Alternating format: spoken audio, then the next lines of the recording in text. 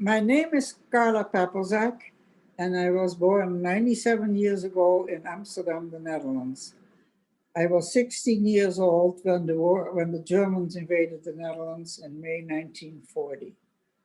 I am also a Holocaust survivor and actually a veteran of the Dutch underground, or the resistance movement. And the reason I could be part of the resistance movement is that my father managed to get me an ID through a German attorney, actually, without the letter J. I first had a J on my ID, and I had to wear the star. And because of that, I could remove the star. And I was asked by some of my relatives when the Germans army, when the Nazis really started to round up the Jewish people, a lot of people tried to go into hiding. And I was asked to help them to find a hiding place, which I managed to do. I contacted some friends and I managed to help the people. I managed about 40, altogether during the war, 40 people to go into hiding. Not only that I, managed found a hiding place, I also had to follow up. I happened to be able to make false ID cards, the ID card for sent in from England and printed in England, and I managed to get a little, they needed a thumbprint on it, and I managed to do that. And also I needed to get them rationing cards during the time they were in hiding, and medication if they needed. So it was really a follow-up. Almost every month I would visit the people. And after the war, I met my husband, went to the States, he got a scholarship, and never wanted to talk about this situation, the Holocaust, because it really was very painful, and we tried to forget. It was very difficult to forget, and so in the long run, after moving actually to Spokane in 2004, people have asked, some people knew and asked me if I would be able to talk to different schools about my experience, which was very difficult in the beginning. It became a little easier later on. And I did that and I still do it actually on Zoom. It's not the same, but I have been talking to some elementary schools, but mainly middle schools, high school, universities, and other events. And I find it terribly important that people learn about the Holocaust. Mary Stamp interviewed me several times and had some very good articles about the Holocaust in the Victory. I'm very grateful for that, because I do feel now how important it is to talk about it. Simply, we don't want this to happen again. And, people can get brainwashed. We see it actually at the moment, it's happening too.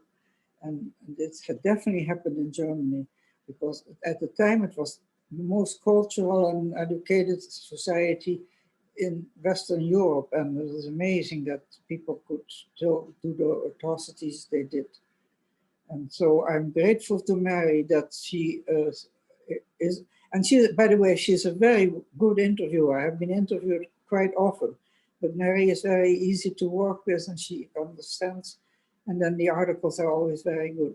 So please continue to help the Victory and be generous in your donations.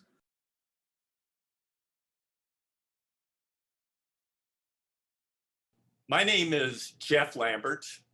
I'm the Executive Director of the Dishman Hills Conservancy. The Fig Tree is the only publication devoted to Spokane's nonprofits.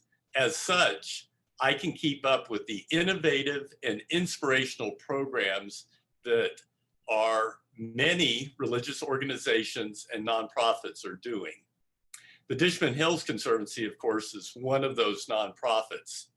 Our conservation and education programs are covered in the Fig Tree and inform the community about what we're doing. A recent Fig Tree article, a very extensive article on the Dishman Hills plans for an education center, brought a 5-figure donation.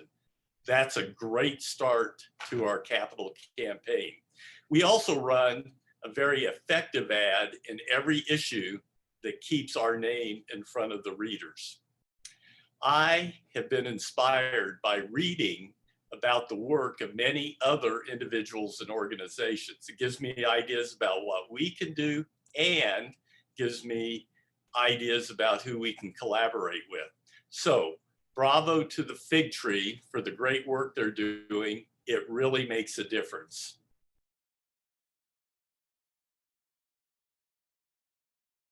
My name's Terri Anderson, and I am the director for the Spokane office for the Tenants Union of Washington State. And we've had a partnership with the Fig Tree as long as the Tenants Union has been in Spokane. Although the Tenants Union is over 40 years old, we started in 1977 in Seattle. And off and on over the years, we've had projects in Spokane. But we permanently opened our office in Spokane in 2013. And since that time, we have participated every year in the Fig Tree Legislative Conference because we have been addressing the needs for tenants in Spokane for those years. So tenants have been in need of policy changes, and the attention of the citizens of Spokane. Most people are just very unaware of landlord-tenant laws and how they impact tenants and what these laws and policies do to protect tenants to stay in their homes, or conversely, a lack of policies or a gap in policies can cause families to become displaced and ultimately become homeless. And if it wasn't for the outreach that we get for the public knowing about our services through the Fig Tree, many tenants would not even know what their rights are and may lose their housing altogether just because they're just unaware that there are laws that protect them. So we really value the partnership, not just through the legislative conference, but through the Fig Tree publication newspaper. We have had several articles that detail the rising crisis in housing in Spokane, and that attention brings volunteers to our organization, brings people to testify when there's ordinances at the local city council. People write letters to their legislators, and just show a general concern of ending homelessness and how that relates to tenant protections. So that directory that we have purchased an ad in the Fig Tree resource directory every year, and tenants tell us that that has been their #1 source of contacting us. And our services do no good to the community if people don't know about them. So I really value the Fig Tree and all the work that they do to keep all of our communities connected. The racial divide in home ownership means that more people of color are renters in Spokane, and because of the uneven protections between homeowners and renters, we find that housing has become a racial equity issue. And so having the connections with the Fig Tree, where we know we share our concerns and our values to make housing and protections and justice for all, is just very valuable for tenants in Spokane. And so I want to thank the Fig Tree and Mary Stamp for all the work that you guys have done, and we hope to continue our partnership. Thank you.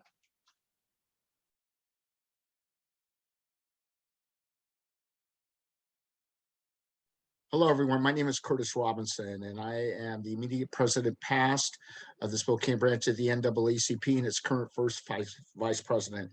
I also serve as the executive director for I Did the Time, and I'm here to talk to you about the Fig Tree. The Fig Tree has been a vital partner concerning our audiences and sections of the Spokane community and reaching them and making sure that they have been available to us when they might not have been otherwise.